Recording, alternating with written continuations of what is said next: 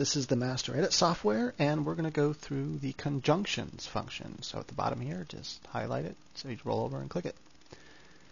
And now we're going to copy our text. I'm going to right click and copy it. Just do like a page and a half at a time or a page at a time. Typically you do a page at a time. The reason why I'm doing like a page and a half is because I wanted to, there's a scene break. So then right click here and paste, or you can hit Control V. Then simply hit Analyze. And what conjunctions does is it highlights the main, these are the only ones it highlights. I didn't put before or yet or anything, because those aren't usually abused. But is usually tipping on it, not abused either, however I still wanted it in there. Now, how to get the best use out of this function. So the first thing you want to do is you can look at like the word and. So I'm just going to do one at a time. So I'm looking at the word and. 14 times is kind of a lot for the word and to appear in such a short space. So I'm definitely going to probably want to remove some of these, or at least look at them and see if there's a way I could remove them. One of the things you want to look for in any of these is where a comma comes before it. And so was it a list like this here when the comma came before it, or is what follows a complete sentence? If what doesn't follow is a complete sentence, you want to then look at it really quick and make sure that the comma is supposed to be there. If it's a compound predicate, the comma is not supposed to be there. If it's a compound subject, the comma is not supposed to be there.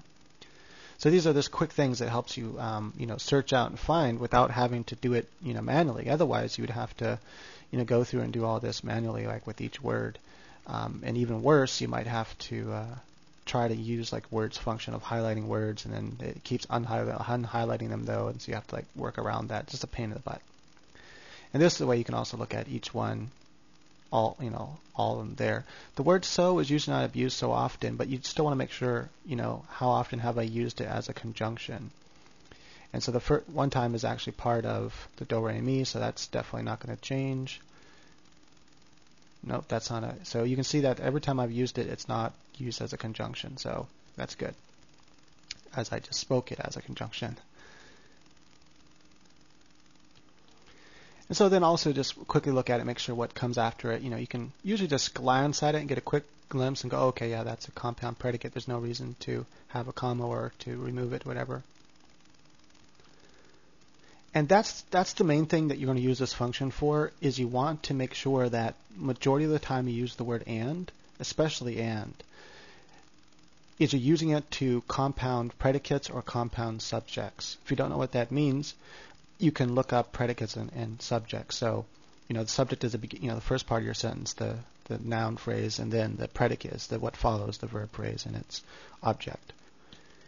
And let's say I had an example where, let's see here, I don't have any, but let's suppose that this one up here was actually two complete sentences, combining two complete sentences. Let's say it was here. Let's say it was written like this. Comma, and she made her way. Okay. So let's say this is how it was written. Behind Elizabeth and Jonathan, she made her way up the 3 oak wood steps, and she made her way onto the polished wood patio. These are the kind of mistakes that are easy to make, and so you want to use this function to spot these kinds of sentences that you can easily just turn into compound predicate. So you can then remove the comma because it's not needed. And so it reads much better like that. So now it's, she made her way up the 3 oak wood steps and onto the polished wood patio. And to make sure that that works, you can just read the first part of read the subject and then read both predicates after it. So she made her way up the 3 oak wood steps. She made her way onto the polished wood patio. So that's how you can just do a quick double check to make sure it works. And you can do the same thing if you have a compound subject behind Elizabeth and Jonathan. This is a bad example of that, but let's say it was she and Brad made her way up the 3 oak wood steps. She and Brad, made her way onto the polished wood patio, for example. The other thing I like to look for too is because. I want to make sure that, one, I haven't abused because I haven't used it too often. I've only used it twice in this section, so no big deal. Also, I like to look at because and make sure that what comes after it is, I guess it's necessary for it's necessary information. And if it's necessary information, then I don't need a comma. In this case, I'm going to leave it just because it helps it breathe and it helps read better. This is what follows is necessary information. It's actually needed, so you wouldn't put a comma. She could hear them even if they didn't make noise because the speaker wasn't on. So I don't need a comma before because there. But you want to look at because to just make sure, hey, did I need a comma there or not? Or is there another way I could reword that sentence, to not use because? Would since work better, for example, or for work better? Or would it work better if the beginning, if that because clause came at the beginning of the sentence? Because the speakers weren't on, she couldn't hear them even if they did make noise. And then you want to read it in its whole context to see if it flows. And also you want to look at if when you do use so as a conjunction, and especially if you see that you used it often as a conjunction, find a few of those sentences that you can easily change. You can easily replace a so clause with a because clause. And so you can easily restructure it to be a because clause.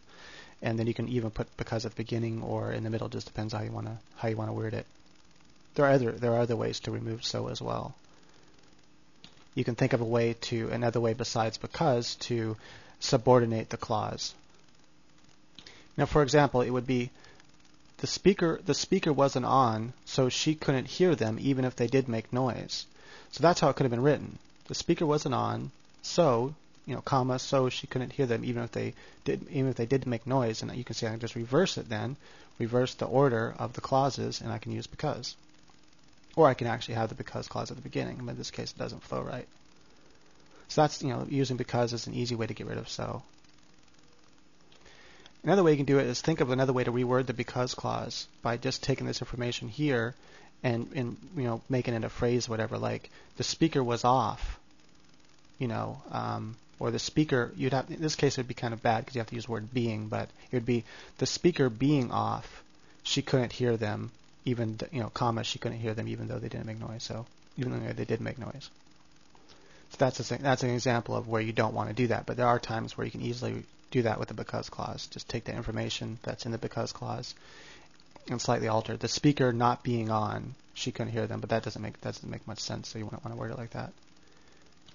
One last thing to look for is when you have a sentence that has more than one, that has like and, but, or so in it, then you probably have a sprawling sentence or a stringy sentence. And then you want to make at least one of those clauses, either break it into separate sentences or make one of those clauses using subordination. And so I'm going to show an example here. Zoe went through the sounds, do, re, mi, fa, sol, la, ti, do, each time singing higher, and then I can say, and when starting over,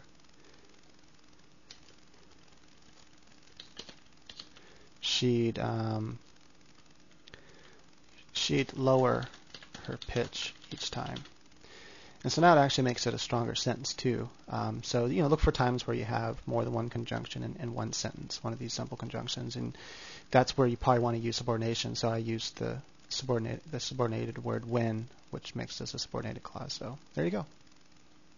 And so now it reads, Zoe went through the sounds, do, re, mi, fa, sol, la, ti, do, each time singing higher, and when starting over, she'd lower her pitch each time. Then I can simply click reset, and I can copy this text,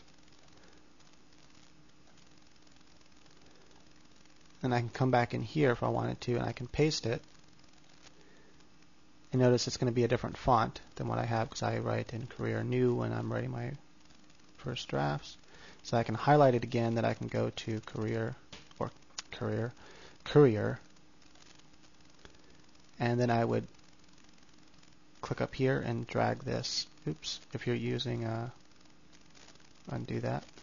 Anyway, then drag this top one over so I have it lined up like that. There you go, the tabs.